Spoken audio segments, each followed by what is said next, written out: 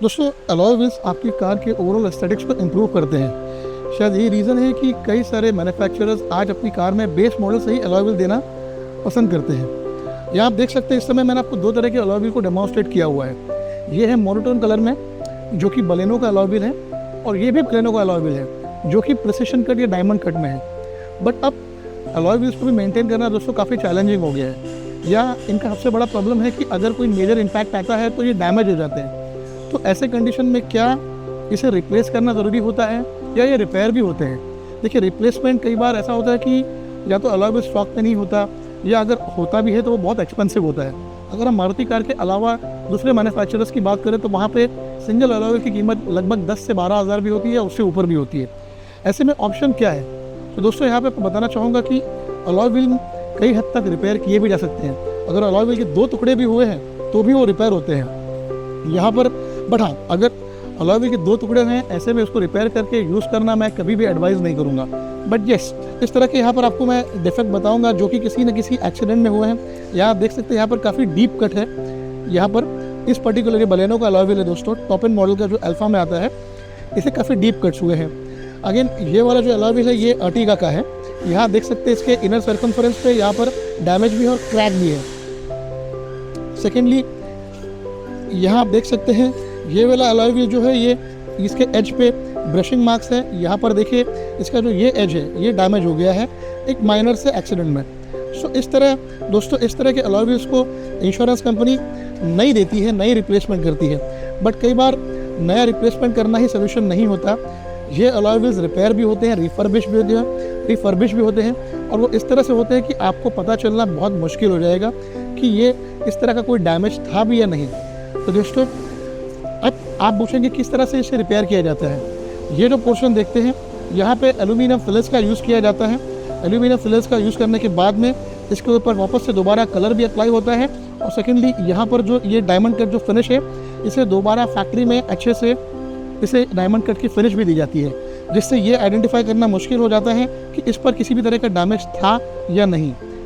दोस्तों वीडियो बहुत ही इंटरेस्टिंग रहेगा, इसे एंड तक ज़रूर देखिएगा, जहाँ पर आप देखेंगे कि ये चारों के चारों जो अलॉय व्हील है ये बिल्कुल नए जैसे हो जाएंगे, जिस तरह से फैक्ट्री से आते हैं उस तरह से। हाँ, ये आपको यहाँ पर मैं और एक चीज़ स्पेसिफाई करूँगा कि अगर किसी भी अलॉय व्हील पे मल्टीपल डैमेजेस हैं तो ऐसे में मैं उसे रिपेयर करने की एडवाइस नहीं दूंगा, क्योंकि वो कार की ओवरऑल सेफ्टी को कॉम्प्रोमाइज़ करता है।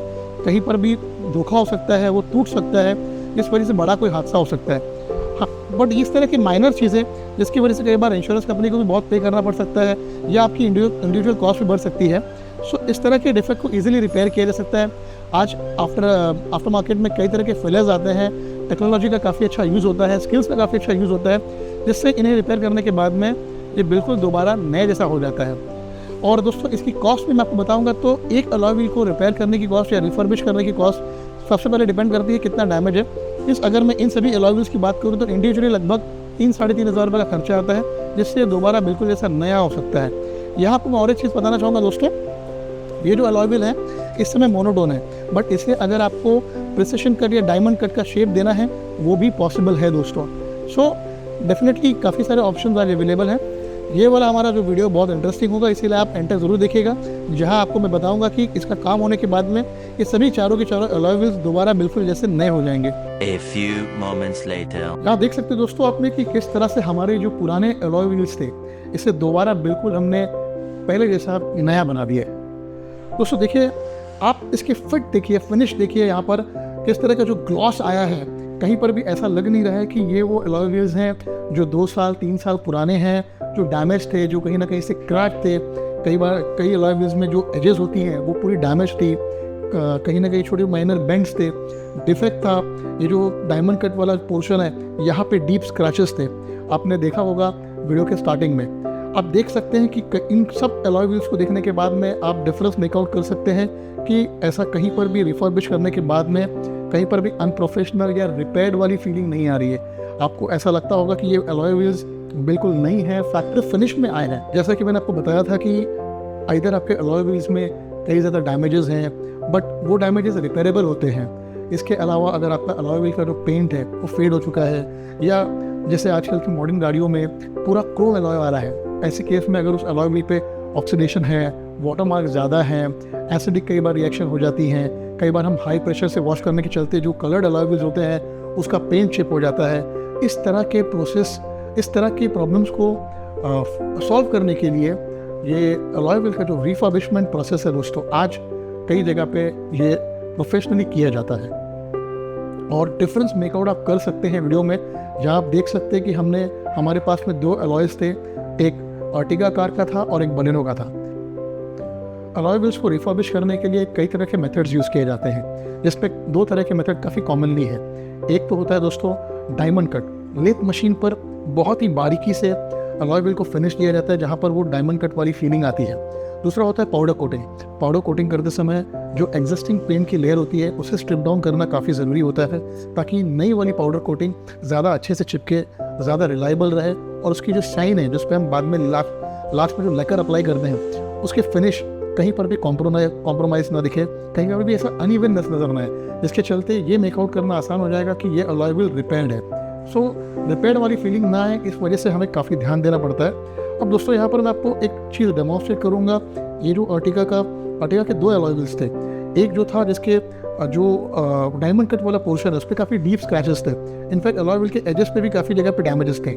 सो आप देख सकते हैं कि एक अलॉय व्हील पूरी तरह से रिफर्बिश हो गया है। इसका जो शेड है ये डायमंड कट के साथ साथ ग्रे शेड था, सो इसे हमने इसमें रिफर्बिश किया। सेकेंडली हमने आपको ये जो अर्टिगा का अलॉय व्हील है इसे डेमोन्स्ट्रेट करने के लिए, ये वाला ऑनेस्टली दोस्तों देखिए, रिफर्बिश करते समय सबसे इम्पॉर्टेंट फैक्टर होता है कार की सेफ्टी। अगर अलॉय व्हील आपका डैमेज ज़्यादा है, उस पर क्रैक्स हैं, तो उसे रिफर्बिश करके मतलब नहीं बनेगा, क्योंकि कोई भी माइनर इम्पैक्ट आने से आपका अलॉय व्हील 2 टुकड़े में टूट सकता है और उसके बाद में बड़ा नुकसान हो सकता है। इसी वजह से अलॉय व्हील को रिफर्बिश करने से पहले ये जानना इंपॉर्टेंट है कि क्या वो जेन्युइनली सेफ्टी को कॉम्प्रोमाइज़ तो नहीं करेगा। अब ये वाला जो अलॉय व्हील था अर्टिगा का, यहाँ हमने ये वाला जो अलॉय व्हील था ये थोड़ा ज़्यादा डैमेज था, जिसके चलते हमने इसे पूरी तरह रिफर्बिश नहीं किया, बल्कि यहाँ पर हमने आपको डेमोन्स्ट्रेट करने की कोशिश की है कि ये वाला अलॉय व्हील एक सिंगल पेंट में था, जिसे हमने डुअल टोन में आपको डेमोन्स्ट्रेट करने के लिए कलर किया है। आधा पोर्शन जो है ये पूरा ब्लैक कलर का हमने किया, जहाँ पर उसके फिनिश देख सकते हैं आप। अब यहाँ पर एक पोर्शन पे बेंड था ये वाला अलॉय व्हील और अंदर की तरफ एक क्रैक था, जो आप देख सकते हैं। इसे मेकआउट करना ऐसे देखा जाए तो ज़रा भी पॉसिबल नहीं है।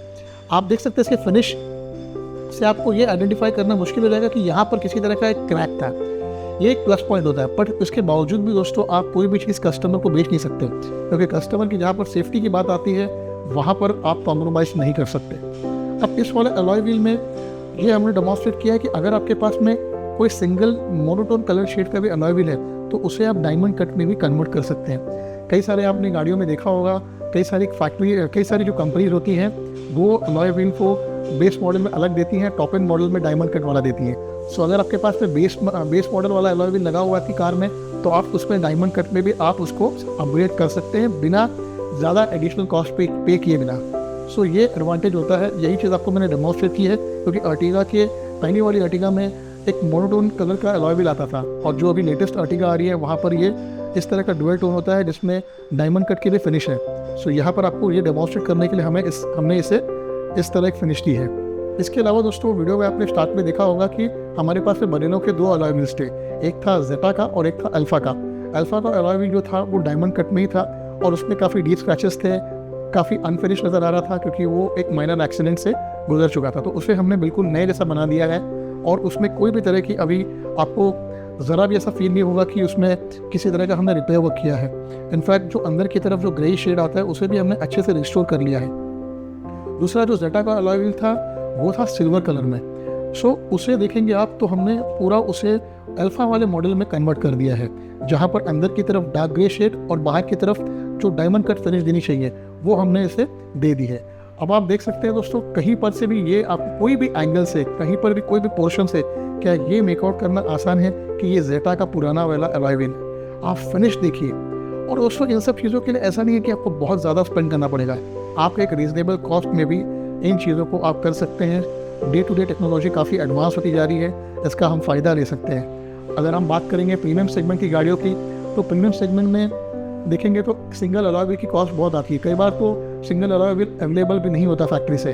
ऐसे में दोस्तों इस तरह के जो ऑप्शनल मार्केट में अवेलेबल हैं, आप इसका फ़ायदा ज़रूर ले सकते हैं। आप ये सोचते होंगे कि इस तरह का फिनिश पाने के लिए या रिफर्बिशमेंट के लिए कितना खर्चा आता है, तो दोस्तों मैं बताना चाहूँगा कि ये डिपेंड करता है कि आपके एग्जिस्टिंग अलॉय व्हील्स की कंडीशन कैसी है, इस समय उसका फिजिकल स्टेट कैसा है, किस तरह का है, वो मोनोटोन है या वो डायमंड कट अलॉय व्हील है, उसकी साइज़ क्या है, 13 इंचेस है, 16 इंचेस है, 21 इंचेस है।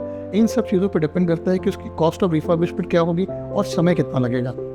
उम्मीद करता हूँ दोस्तों कि आपको हमारा ये वीडियो पसंद जरूर आया होगा दोस्तों, और अगर आप इसी तरह के इंटरेस्टिंग वीडियो देखना चाहेंगे तो आप हमारे चैनल को ज़रूर सब्सक्राइब करिए। साथ ही अगर आपको ऐसा लगता है कि आपको किसी एक स्पेसिफिक चीज़ पे आपको वीडियो बनाना चाहिए तो आप हमें कमेंट करके ज़रूर बताइएगा। वीडियो एंड करने से पहले मैं आपको एक छोटी टिप देना चाहूँगा कि अगर आपके अलॉय व्हील को आप इसी तरह से इसकी शाइन को मेनटेन रखना चाहते हैं तो आपको 2 टिप इंपॉर्टेंटली काफ़ी फॉलो करनी है। सबसे पहली चीज़ है कि आप जहाँ पर भी अपने कार को वॉश कराते हैं वहाँ पे ध्यान दीजिएगा कि किस तरह का जो जेट वॉशर का प्रेशर होता है वो कितना सुटेबल है आपकी कार के एक्सटीरियर के लिए, अलॉय व्हील के लिए। सेकेंडली, साफ़ करते समय, कार को वॉश करते समय जो वो सोप वाटर यूज़ कर रहे हैं वो कितना हार्मफुल है, जो एसिड्स यूज़ कर रहे हैं वो कितने हार्मफुल है। इन चीज़ों पे अगर आप ध्यान देंगे तो आपके उससे अलॉय व्हील की जो फिनिश है वो कभी डल नहीं होगी, उस पर किसी भी तरह के स्क्रैचेस नहीं आएंगे और कोई भी तरह का कोरोजन जो है उसमें नहीं होगा। थैंक यू सो मच दोस्तों फॉर वॉचिंग माई वीडियो। मिलते हैं बहुत जल्द अगले वीडियो में।